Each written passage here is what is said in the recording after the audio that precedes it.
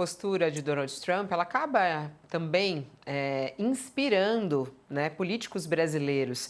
Hoje, na nossa página do UOL, entre as notícias mais lidas, tem uma reportagem do Felipe Pereira falando sobre o Nicolas Ferreira. Eu queria até ouvir o Josias a respeito disso. O Nicolas alega doutrinação e tenta mudar as aulas sobre crise climática.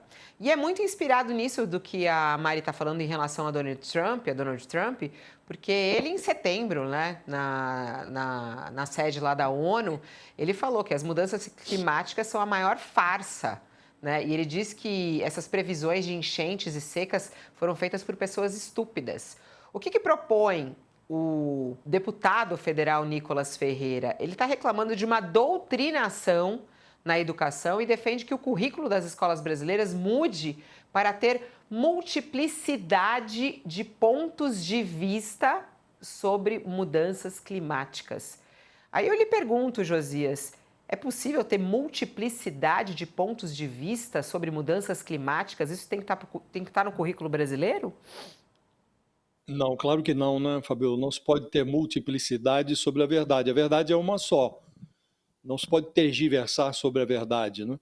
Não há multiplicidade de verdades.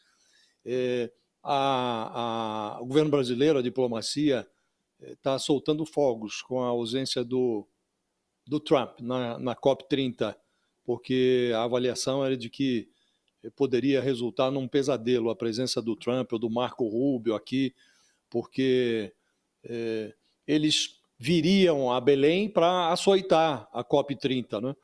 E quando o governo respira aliviado, porque não vai viver esse pesadelo, a gente constata que há pesadelos domésticos, né?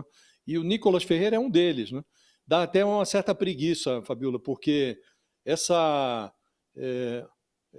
esse hábito da direita brasileira de macaquear os Estados Unidos, né? E foi assim durante toda a gestão do Bolsonaro, e agora o Bolsonaro virou condenado, está prestes a transitar em julgado o processo dele, né?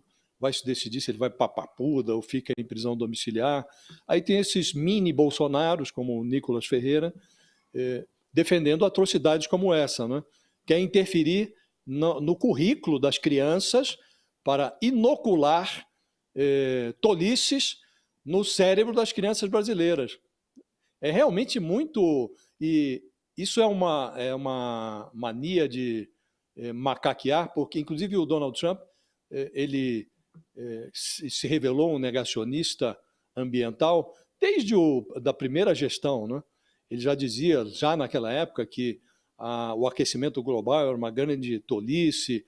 E aqui no Brasil tivemos a gestão do Bolsonaro, com aquela tentativa de passar a boiada. Houve uma aliança preferencial do governo durante a presidência do Bolsonaro, uma aliança preferencial do governo com a criminalidade ambiental na Amazônia, um descaso absoluto em relação às conveniências da política pública no meio ambiente. E agora vem o Nicolas Ferreira. Agora, o problema não é só o Nicolas, não é, Fabiola? Porque é sabido que há muita imbecilidade no Congresso Nacional. Mas essa imbecilidade obteve votos, né? O Nicolas Ferreira foi o parlamentar mais votado das últimas eleições, né? Então, resta constatar que a imbecilidade merece representação no Legislativo, no Congresso Nacional. Parte da sociedade acha natural votar em alguém que defende que o negacionismo seja introduzido no currículo escolar do Brasil.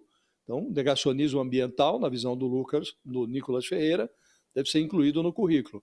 E não nos resta, senão, Fabiola, torcer para que o currículo seja mantido e que os brasileiros possam receber uma educação adequada para que, num futuro, se não próximo, pelo menos no médio prazo, menos brasileiros votem na imbecilidade e que o Congresso tenha uma formação mais adequada. Mas temos que conviver com isso, porque, como disse, a precariedade também merece representação. E a sociedade brasileira se revela precária em relação a esse tema ambiental. Agora mesmo as pesquisas mostram que a maioria considera razoável que a polícia extermine bandidos contra a barbárie, mas acha que é natural que a polícia adote os métodos bárbaros da bandidagem. Então, convivemos com isso. Mas é triste constatar que a precariedade tem representação legislativa no Brasil, Fabiola.